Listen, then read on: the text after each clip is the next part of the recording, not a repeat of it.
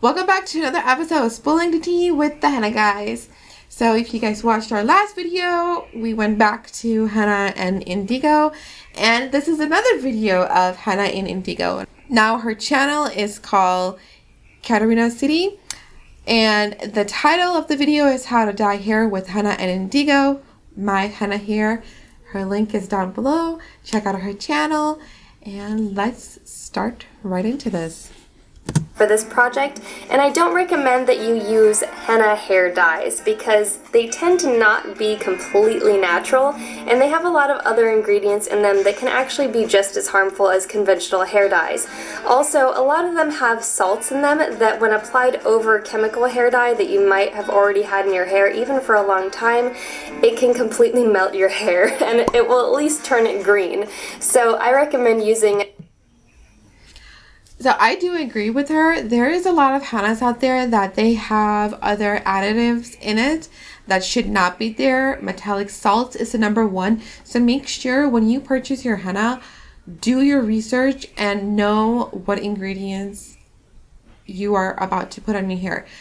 Now, our henna, as you guys know, or if you're new to a channel, if you choose one of the colors, they have natural herbs in it. So pure henna, indigo powder, amla powder, like bindraj powder, things like that are in there. So to give you that certain color. So nothing else is added in there. It's all natural, plant-based. Pure henna and indigo for this project. I'll link in the description below where I get mine, and it's 100% pure henna, 100% pure indigo. Henna is going to dye your hair red, so I actually use a combination of henna and cassia on my hair to get a copper color, and indigo will dye your hair black. So when you combine the two, depending on what ratio you use, you can get a whole spectrum of different shades of browns. So for this one, I'm using a 50-50, and the acid I'm using to release the dye from the henna is just chamomile tea. You can use vinegar or lemon juice, but I find that those can be really harsh on the hair, and I really prefer this method. So I hope you enjoy. Begin by brewing a very strong chamomile tea to release. So if you have watched my previous video from last week, I did mention that henna, you know, this experiment is fun because you get to choose to add whatever you want to, and you know that this will work for you. So like she's doing chamomile tea, and she said she doesn't want lemon juice or anything else because it's harsh for her hair. Now, I personally use lemon juice because I have dark color hair and I use burgundy. So lemon is a natural thing to use if you want to get like more red tones. Yes, it can be a little bit drying, but then again, that will, you know, it's not drying to my hair.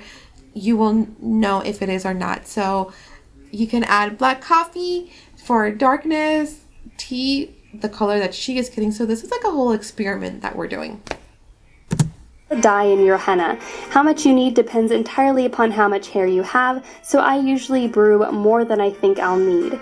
Then begin with your henna, keeping in mind that this is going to make up half of your mixture. Then pour your tea into your henna a little bit at a time, mixing with a fork or a whisk as you go. Now I'm using 100% pure henna and indigo powders for this.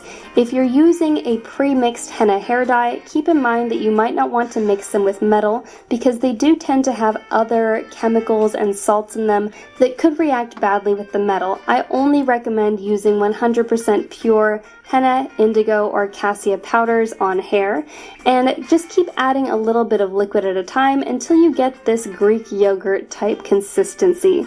Then it's ready to be covered up loosely with a lid or some saran wrap, and leave it in a warm place for the dye to release for 8 to 12 hours.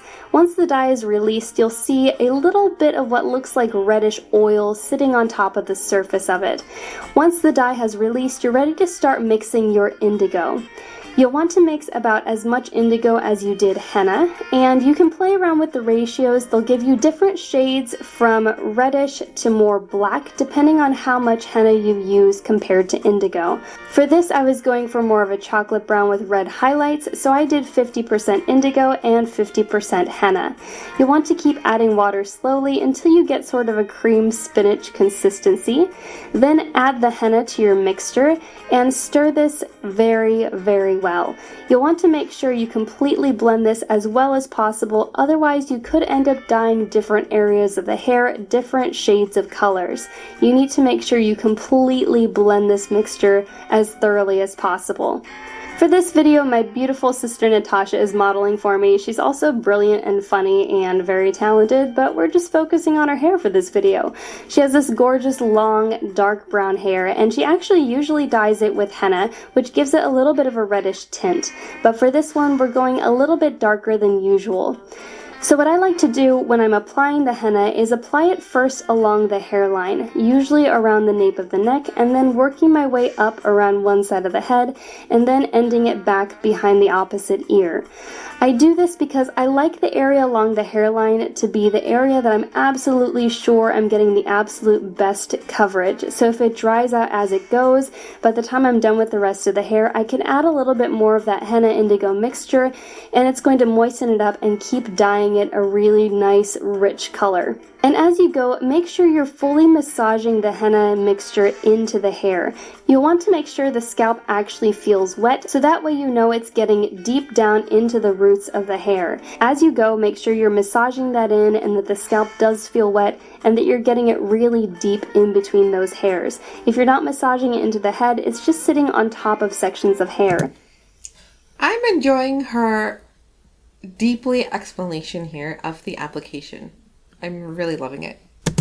Once you've gone all the way around the hairline, part the hair down the middle of the back of the head, and then begin massaging the henna indigo mixture into the part. You'll want to do this the exact same way you did along the hairline, making sure you press down and you're massaging it in between all those little hairs and getting it right up into the scalp. This is going to ensure you're not going to miss any patches in the back of your head that you might not see later until you rinse everything out. Once you've worked the henna and indigo thoroughly into that part, do another part about 1 inch to a 1/2 inch over from the original one, and just keep repeating this process until you've done an entire side of the head. And I recommend using these small sections for your parts, because if your parts are too far apart, you're going to be missing entire strips of hair in between each of the parts, because you're not going to be able to massage this thick henna indigo mud into the scalp. Once you've done both sides of your head, massage that in and make sure all of those hairs are stuck together. This is going to help make sure your henna stays wet underneath the surface, and it's going to help it dye for a longer period of time. Once it dries out, it's not going to be dyeing the hair as well, and it's just going to flake off. So you need to make sure you're keeping that moisture trapped in there next to the scalp. And once you've done all of the roots of the hair, you can move on to the lengths of the hair.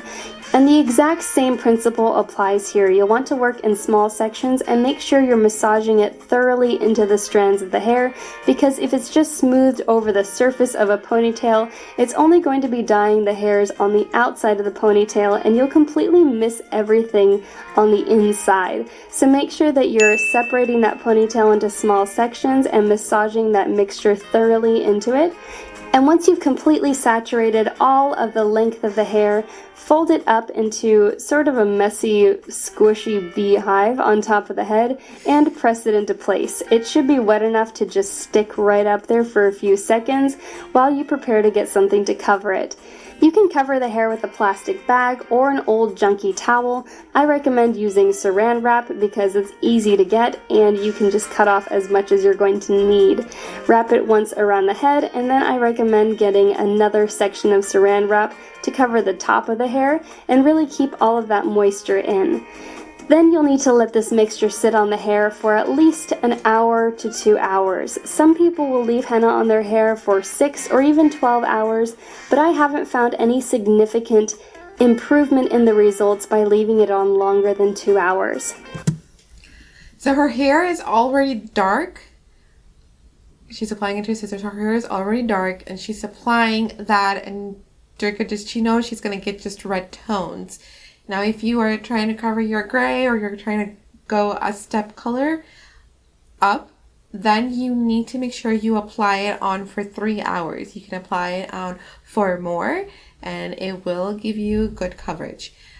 But again, this is everyone's preference. So if you leave it on for 2 hours, if you want the color not to intensify too much, I'll recommend leaving it on for 1 hour, 2 hours, just less amount of time if you just want that little red hint but not all the way dark. Then use some water and clean up the ears and the skin around the neck. And try and relax for as long as you can stand having this on your head before you rinse it out. Do something relaxing or you'll go crazy. And then rinse. You can do house chores. I'm sure you have house chores left. There's laundry, there's cooking, there's dishes. It off using whatever your preferred method is for cleansing your hair. My sister likes to use a can of coconut milk first, and then she massages that into her hair and rinses it out and continues with her regular shampoo and conditioning routine. This leaves her hair super soft and well moisturized, and it smells a lot better than the Henna Indigo mixture. Henna on its own smells pretty good, but Indigo can be a little bit stinky. And as you can see, it gave her this absolutely gorgeous chocolate brown color that has some red highlights when you get it in the sun. Her hair is long and gorgeous, and I think this color looks absolutely beautiful on it. Thanks for watching. If you enjoyed this video... So, she used shampoo. The only thing I recommend is you want to rinse out with conditioner because you do not want to use shampoo. You want to let henna develop, and that takes about 24 to 48 hours. Then you can go ahead and use the shampoo, but don't do it before that. Now make sure it is sulfate and paraben free. This was a really nice video. Now this was a one-step method then versus the two-step we watched last week. And this, you know, you can do this, but her hair was already dark, so it would have been nice to see how one step would work on gray hair, because that's what the main concern is, that one step doesn't work on gray hair as much as the two steps work. So this was a really good video. I liked how she explained everything. She did have a little different method, you know, application and the way, things like she mixed things. So like I said, you don't have to be what we're doing. You don't have to do what she's doing. You probably have your own way to do it. There's no right and wrong. I hope you enjoyed this video like I did.